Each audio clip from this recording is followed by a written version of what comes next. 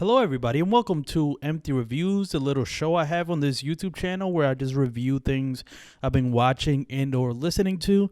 I could be anything from a movie, a TV show, or in this case, an album. And for this empty review, I'm going to be reviewing Lil Yachty's Lil Boat 3. That's right, I'm going to be reviewing this album. This is Lil Yachty's latest album. He's put out a lot of projects that, I feel like his career kind of peaked in Summer Songs 2, I believe it was. I think that's where it truly peaked. And after that, he put out, so for the way I can remember his discography, I believe it's Lil Boat, the first album from Lil Yachty, which was pretty critically acclaimed. And it was just like a big change in the hip hop world just because of how fucking different that album was. You know what I mean? Like the fact that Lil Yachty was just kind of having this weird, like pretty much mumble rap, like these two personalities. He had like him kind of rapping and then him kind of singing over super melodic and childish beats, or just really, really childish. I think that's a perfect way to describe her. Really uppity, really happy. Yeah, really happy. Uppity, like Lil Uzi said in the album. I don't know what the fuck I'm trying to say. Here's what I'm trying to say. That first album was pretty critically acclaimed, and I think it was a marquee of change in the hip hop world, right? Like with all those SoundCloud rappers, because Lil Yachty came from SoundCloud, along with Lil Uzi and Playboi Carti. It was like that was like the trio at that time, 2016. That was kind of changing how hip hop sounded, and I mean their influence is still being felt today. But, I mean, Lil Yachty's career in general kind of dropped right after that. Because then after that, I believe he dropped Summer Songs 2, which I actually like some of the... I actually really like that project. And just in general, when it comes to my enjoyment of Lil Yachty projects, I actually could never fully finish Lil Boat 1. I don't know what it was. I just didn't like that kind of music. But I did like Lil Uzi's, what was that project? The project Lil Uzi Vert versus the World, I believe. I really enjoyed that project, and I think people considered them like similar back in in 2016. But regardless, I just could never get through Lil Boat 1. Summer Songs 2, I enjoyed some of the songs. Then the album that he put out, like his debut album, was a total flop critically and commercially. Like people totally hated it because it just sounded too refined for Lil Yachty and for his sound, and it just sounded like none of the playfulness from Lil Boat 1 was there at all. So people completely hated it. They thought he was almost like a sellout for putting that album out. So it was just like, okay, I guess that was it for Lil Yachty. And I think after that, it's been really hard for him to recover. He's put out some good projects like Lil Boat 2. I believe was pretty good. People thought it was really good. And he's put out a bunch of other projects. And, he's gone on to be the face of Sprite and done movies and shit. Like his image, I believe, became better and bigger than his music. Like Lil Yachty's face and his iconic dreads, you could say. Or cornrows? I don't fucking know. Yeah, dreads with the little fucking Haitian little pins on them. You know what I mean? The little pieces of thing he puts in his hair. Like his look became iconic. You know what I mean? And I think he utilized that to the fullest with all the appearances, like all the media appearances and commercials and movies. Like I said, like all of that was great. But I think his music was kind of suffering a little bit. But then, just when you thought he wasn't gonna make a big comeback, he comes back with a single with Drake and the Baby called Oprah's Bank Account that people actually thought was really, really good. And that kind of started the hype for Lil Yachty once again, because then now people see, oh shit, he's got big names attached and the song's actually pretty good. And I mean, after it came out, I don't think that song became super crazy popular. Like it wasn't a hit. It wasn't like the number one song in the country or anything. Maybe probably because of timing. You know what I mean? It was kind of weird because the video for that song also came out at the same time that a Eminem video came out. So I think it was kind of drowned in that. But regardless, it didn't do as great as I thought it would do with Drake and the Baby as in a single. Pretty much kind of marking the return of Lil Yachty. Although he's been making music way before that. But the return. And then he announces Lil Boat 3. People is coming back. And then he puts out a second single, Split / Whole Time. And that was like another song I enjoyed. Like I enjoyed Oprah's Bank Account, and then I enjoyed this song Split whole time with the beat switch like kind of in the middle. Like both songs or both parts of the song I really enjoyed. I'm like, okay, I think I'm gonna check out Lil Boat 3. And I'm just thinking now, I just hope I like this more than I just hope I can get through this. Because like I said, I've never fully gotten through to a whole like I've never listened to a full Lil Yachty album just because there's something about it that to me kind of turned me off. I don't know, I just wasn't used to his sound and now I am, or I don't know what it was, but for some reason I just couldn't get past full albums of Lil Yachty. But for some reason, I decided to give Lil Boat 3 a try. And I think it's also just because I guess I've grown and I felt like the singles were good enough and the hype was there for me to check it out. But now I listen to it and I think this is for sure his most refined project yet. Like Lil Boat 3, his most refined in a way that's true to himself. Because like I said, when he put out his debut album, which I don't remember the name of it, when he put out that album, it was like super refined. It was like super high quality. Like you could tell there was a budget, like a big budget for that album, but it just didn't sound like him. It just sounded like the exaggerated mainstream pop version of what his sound was at first. And that's not the case with this. I mean, the album is definitely refined, but you can hear a more honest version of his sound. And if anything, because after he put out his debut album, like after that he kind of got into like really rapping, or he's just in the same label as Migos, Quality Control. And a lot of people have said that he kind of thought they was like the fourth Migo, and his music was kind of similar to like Migos music, and the way he rapped, kind of offbeat a little bit. That type of rapping, that's what he became as an artist. And a lot of people that didn't enjoy that, they were just saying, just go back to your original sound.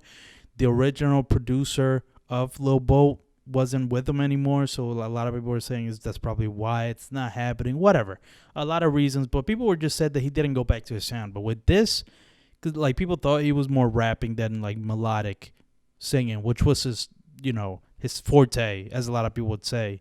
That was what really made him stand out, was just these really playful beats and his just super melodic and drown in auto-tuned voice. But with Lil Boat 3, he kind of combines both aspects to the best of his abilities. You know what I mean? Like I feel like he does for sure marry the sound of rapping in his fucking heavy auto-tune and super melodic shit, to the point where like in my first listen, a lot of the songs that were most similar to Lil Boat 1, I kind of skipped. I didn't really like. And I was like, oh, I bet you the fans are loving this songs because I'm hating it. Because that was the whole point with Lil Boat 1. But no, then when he gets into not only the features, I believe every single feature, all the songs with features are amazing. It range for really good to amazing. You know what I mean? Like if I go over, let me start with the feature songs, right? Let me start with Tokyo Drift, which is kind of the posse cut of this album, or like the most rap heavy, with Tierra Whack, A$AP Rocky, and Tyler the Creator. That's probably for sure the part where there's the most like real rapping in it. A$AP Rocky and Tyler the Creator kill it. I mean, Tierra Whack sounds like JID a little bit, which just means she sounded great. And Lil Yachty did his thing. He offered the beat, I guess. It was his project. It really doesn't sound like a Lil Yachty song at all. It kind of sounds misplaced. That's not even the only song that kind of sounds like that. The song right after it with Future, Mike Will Made It, also doesn't sound like a Lil Yachty song. It sounds just like a song with the song that he was featured in. Like those two songs in particular, or just any song with features, he's kind of just there. It doesn't feel like a Lil Yachty song, right? And as good as those songs are, like I said, they range from really good to amazing. It doesn't feel like Lil Yachty. It almost feels like he could have done two halves of the album, or like kind of separated it differently, where like this is like the feature heavy side of the album, and then there was just me.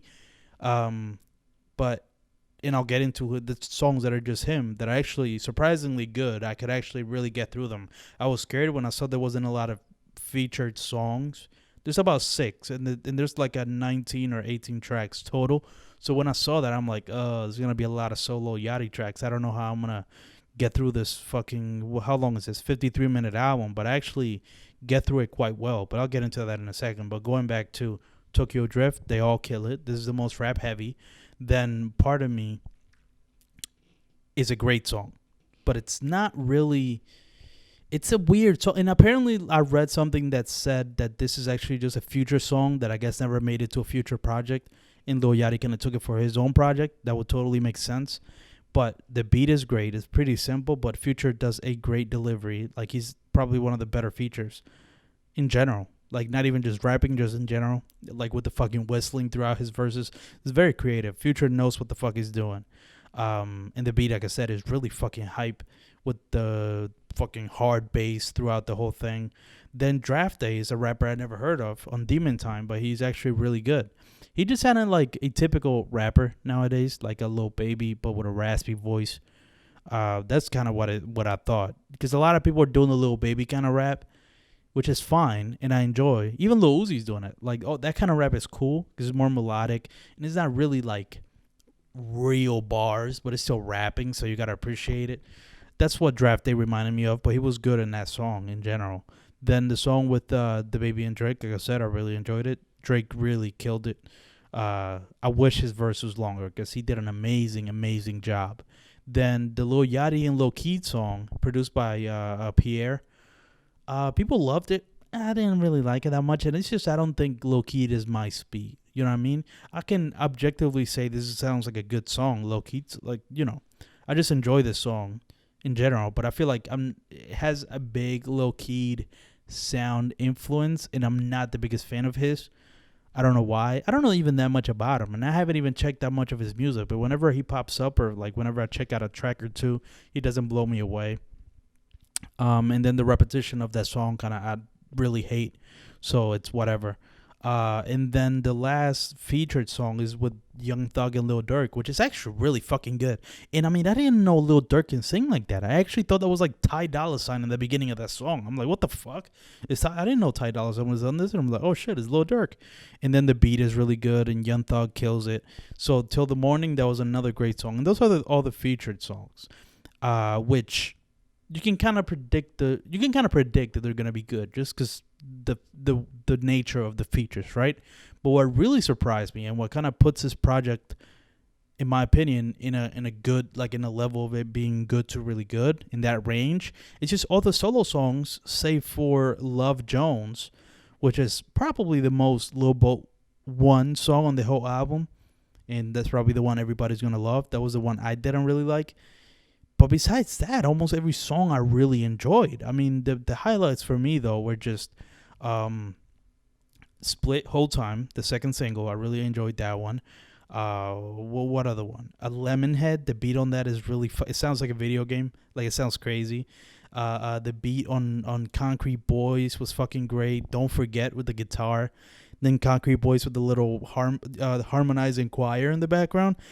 There's a lot of versatility that made sense with Yachty's music. I think honestly, what differentiates his project from a lot of his other projects, and ultimately what probably made Lil Boat 1 his best album, is just the beats. Because he has, I don't know. I mean, at the end of the day, a lot of rappers nowadays kind of have to rely on the beat to sound good. And if they can ride the beat, they're doing amazing. If the beat is trash, they're trash, right? So, and that's probably what has been my problem with Lil Yachty in the past. Not my problem. Like, I haven't hated it, but I could tell it didn't feel like nothing special, or like his projects kind of got real stale, because the beats to me were kind of all similar. You know what I mean? Like, it was kind of all the same. There was a project, I think Lil Boat 2 had some really wild and weird beats, which I enjoyed. But in general, like even the singles, or just in general, after he decided to be the fourth Migo, I think he's just been putting out, like, the beats that he's rapped over have been really basic trap beats. And I just feel like in Lil Boat 3, the beats are more, like, high quality, I guess you could say, and just more catchy. And it's just, like I said, it's combining the rap ability. So he's taking out what people have hated about his fourth Migo era in his career of just rapping over regular trap beats. He's combining it with the beats that people loved from, like, Lil Boat 1, and then kind of combining that sound, and besides the featured songs, the songs that are just him, it's a if you would have taken all the features, it actually probably would have been, maybe not better, because all the featured songs are really good, right? And then they're probably going to attract a lot of listeners. But if you removed all of that and it was just a project, if he would have just made this as a separate album without any of the features, or without any of the songs with features, this would have been a really fucking solid, like, 12-track Lil Yachty project, right? And it would have been really good. So I feel like that's what I keep going back to. I think that's the most impressive part about this project. It's just that the solo songs were not boring, except for one. Like, it actually sounded good. Like, I was shocked by that. So I guess you could say the Lil Boat trilogy is for sure his best music. You cannot dispute it. And if it'll be funny if he didn't have any other projects besides Lil Boat 1, Lil Boat 2, and Lil Boat 3. He'll probably be as big as fucking Lil Uzi by now. But it's just he had a lot of duds, and it kind of stopped his momentum. And hopefully this gets it back, and he actually starts making like enough consistent music, that it propels him back up again, at least in terms of music. Not his image, because everybody knows Lil Yachty, right? Like, his image is kind of legendary at this point. But I feel like more his music. If he sticks with this kind of music for a while, if this is truly his sound, if it finally found his sound, then I can't see how he doesn't become like a staple with the new Lils. You know what I mean? There's a lot of new Lils. He could probably belong in those. But yeah, that's my empty review for this album, Lil Boat 3, his most refined project yet. That's what I believe. Thank you guys so much for watching this empty review. Make sure you subscribe to the YouTube channel for more of this content. Make sure you listen to the podcast, the Empty Opinions podcast, for mind-opening fucking audio experience where no topic is taboo. I don't know how the fuck to describe the podcast. Just listen to it. If you enjoyed me talking for this long, you will probably like the podcast. So just check that out. And until the next empty review, thank you so much for watching.